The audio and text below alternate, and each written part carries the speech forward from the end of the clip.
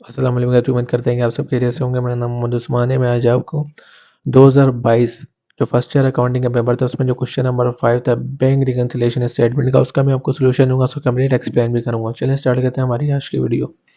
सबसे पहले सवाल पढ़ लेते हैं। कह रहे हैं the following data related to Aamir company on March 31 2022। ठीक है, आमिर कंपनी का नाम दे दिया और ये डेटा दिया गया आपको मार्च 31 2021 का। कह रहे हैं कि बैलेंस as पर कैश बुक में बता रहे हैं कि 98,000 बता रहे हैं और बैलेंस as पर बैंक स्टेटमेंट में बता रहे हैं 70,000 रुपये। आउटस्टैंडिंग चेक बता रहे हैं कि 8,000 रुपये हैं। बैंक प्रॉफिट का बता रहे हैं 4,000। डायरेक्ट डिपॉजिट कस्टमर 10,000 रुपये। डिपॉजिट इन ट्रांसिट 34,000 रुपये है और डिसऑनर चेक बता रहे हैं 18 और इंटरेस्ट कैरिड बाय बैंक 2,000 रुपये।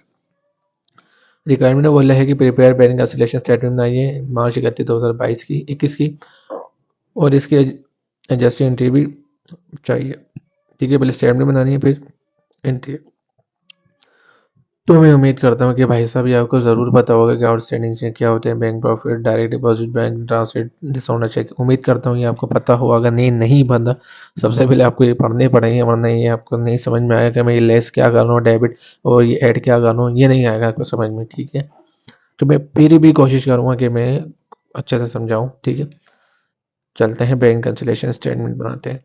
ठीक है, सबसे पहले कंपनी का नाम, कंपनी का नाम दिया था और बैंक कैंसिलेशन स्टेटमेंट बनाई थी और मार्च 31 2021 की बनानी है।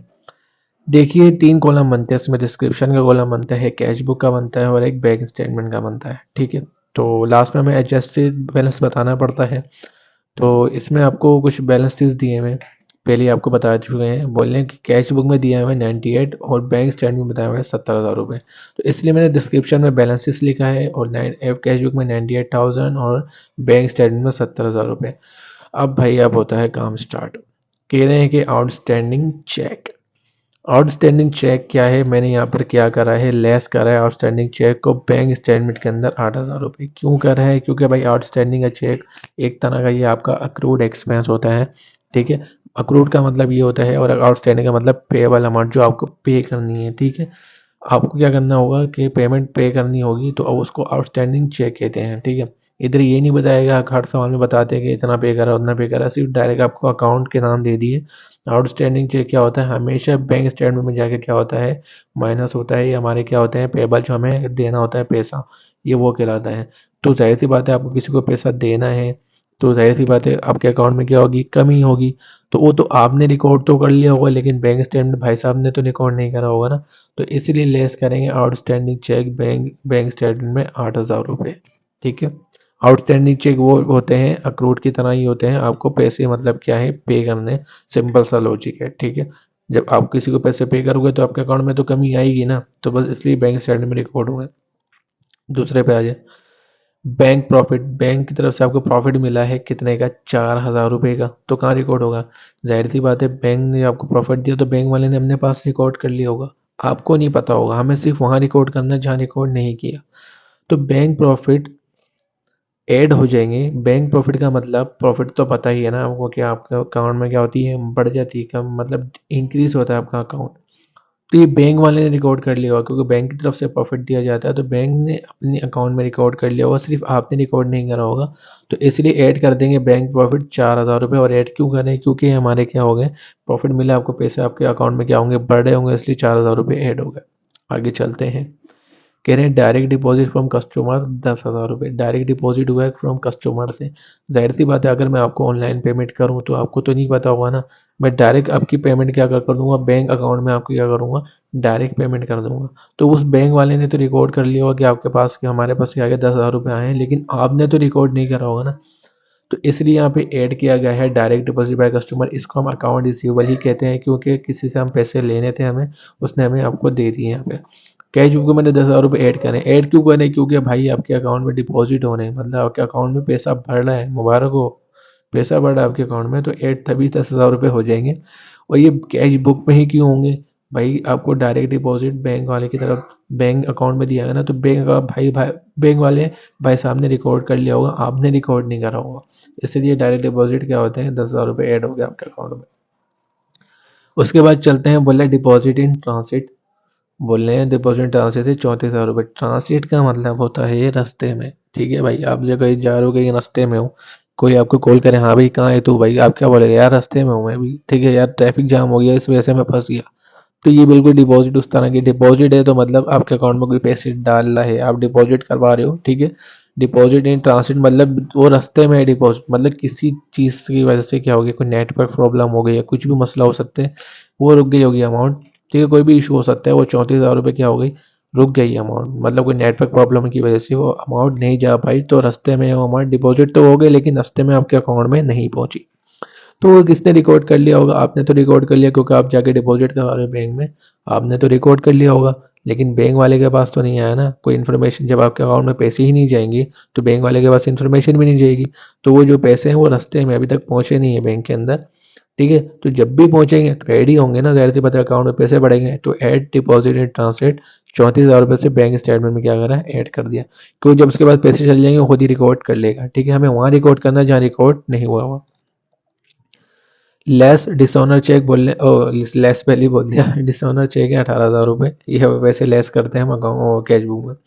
डिसऑनर चेक वो चेक होता है, मिसाल के तौर पे आप बैंक में गए, आपने किसी भी कस्टमर का आपका चेक आया था आपके पास, आप जाके बैंक में जमा करवाया आपने कि भाई ये ले, अब हमें हमें पैसे चाहिए, ये ले चेक ले लें, उसने क्या अगर आपको वो चेक वापस दे दिया, क्यों दे दिया, क्योंकि कोई साइन में मिस्टेक हो गई हो, या आपके चेक में पानी गिर गया हो, या आप खाना खा रहे हो सालन गिर गया होगा, ठीक है, तो कोई इशू होता है, इस वजह से वो क्या करता है, वो आपको वापस कर देता है, डिसऑनर कर देता है कि भाई हम नहीं ले सकते ये चेक।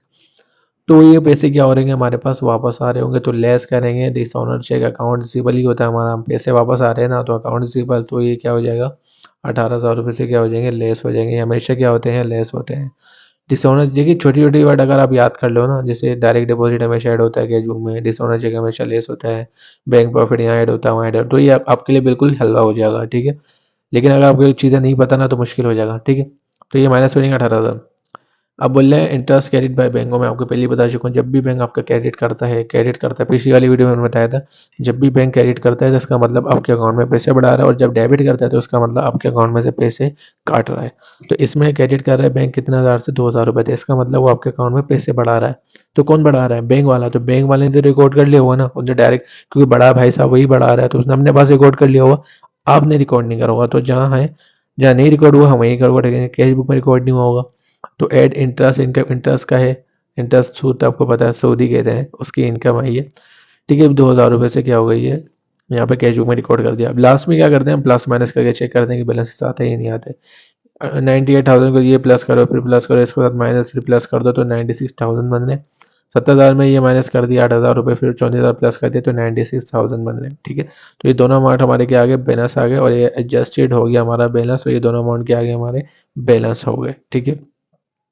तो ये हमारी बैंक कैंसिलेशन स्टेटमेंट बन गई, और उसके बाद उन्होंने कहा है कि एंट्री बनानी है, और एंट्री का मैं आपको बता दूं, एंट्री सिर्फ कैश बुक वाले कॉलम की बनती है, बैंक स्टेटमेंट से कोई ताल्लुक नहीं होता, ठीक है, एंट्री सिर्फ कैश बुक से बनती है। और एक और रट्टा बता देता हूँ, जो प्रॉफिट में होते हैं, मतलब जो प्लस में आंसर आ रहा है ना, इसका मतलब वो सारी चीज़ें क्या होंगी, देखिए इन दोनों को नहीं लेंगे, ये तो बैलेंस था ना, इन दोनों को लेंगे, ठीक है, इन चारों जो एंट्री बनी हुई है ना, इसमें से जो प्लस वाले अमाउंट है वो सारे अमाउंट क्रेडिट में जाएंगे, और जो माइनस वाले अमाउंट है वो जाएंगे डेबिट में, ये रट्टा लगा लो आप, ठीक है, ये रट्टा है एंट्री का, ये हर उसमें एंट्री में यही आएगा, प्लस वाली अमाउंट कहाँ जाएगी, क्रेडिट में, और माइनस वाली कहाँ जाएगी, डेबिट में, ठीक है, नीचे चलते हैं। मैंने आपको बोला जो प्लस वाली अमाउंट कौन कौन सी है, 4,000 रुपये प्लस वाली कौन सी है, बैंक प्रॉफिट की, डायरेक्ट डिपॉजिट कौन सी, इसको अकाउंट रिसेबल भी कहते हैं, ये प्लस वाली अमाउंट है, और ये डिसऑनर चेक भी अकाउंट रिसेबल ये प्लस वाली अमाउंट है, ठीक है।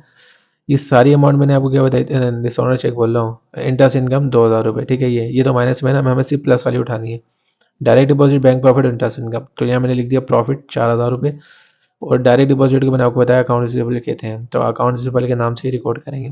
तो 10,000 रुपये ये आ गए इसके, और दूसरी प्लस वाली कौन सी थी, इंटरेस्ट इनकम वाली, तो इनका इंटरेस्ट इनको भी क्या कर दे, क्रेडिट, इनको जब प्लस करेंगे तो बैंक को उसकी अमाउंट से डेबिट कर दो, ठीक है, बैंक डेबिट हो जाए कितना अमाउंट से, 16,000 से, नरेशन क्या आ जाएगी, to record the increase in bank, हमारे अकाउंट में जो इंक्रीज हुआ है इनकी बदौलत से क्या हुआ है, इन बैंक अकाउंट की वजह से क्या हुआ हमारा, बैंक अकाउंट में पैसे क्या हुए, इंक्रीज हुए, तो तभी 16,000 रुपये से क्या हो गए, इस वजह से हमारे 16,000 रुपये बैंक में इंक्रीज हो गए, नरेशन भी आ गई। और मैंने आपको बताया था प्लस वाली अमाउंट क्रेडिट आएगी और माइनस वाली कहाँ जाएगी, डेबिट में। तो इसमें से माइनस वाली कौन सी थी, डिसऑनर चेक, उसको हम क्या बोलते हैं, अकाउंट रिसीवेबल भी बोलते हैं, तो ये इसको कहाँ रिकॉर्ड कर दो, डेबिट में, अकाउंट रिसीवेबल लिख के ये क्या आ गया, डेबिट में 18,000 रिकॉर्ड कर दिया और जाहिर सी बात है बैंक क्या हो जाएगा, क्रेडिट हो जाएगा। ठीक है, इसमें बैंक को हम जो भी प्लस वाली अमाउंट आती है उसमें बैंक हम डेबिट करते हैं और जो माइनस वाली आती है उसमें बैंक हम क्या करते हैं, क्रेडिट करते हैं। ठीक है, ये अकाउंट रिसीवेबल क्या हो गया हमारा, डेबिट हो गया और बैंक क्या हो गया हमारा, क्रेडिट हो गया। ठीक है, नरेशन की आ जाएगी to record the decrease in bank, इनकी वजह से हमारे अकाउंट में क्या हो गया, डिक्रीज हुई है। ठीक है, तो ये हमारी क्या बन गई, स्टेटमेंट बन गई। उम्मीद करता हूँ कि आपको सवाल समझ में आया होगा। ठीक है, अगर सवाल आपको समझ में आया हो और वीडियो पसंद आई हो तो लाइक और सब्सक्राइब जरूर करें और आगे भी शेयर करें। मिलते हैं हमारी अगली वीडियो में, तब तक के लिए अल्लाह हाफिज़।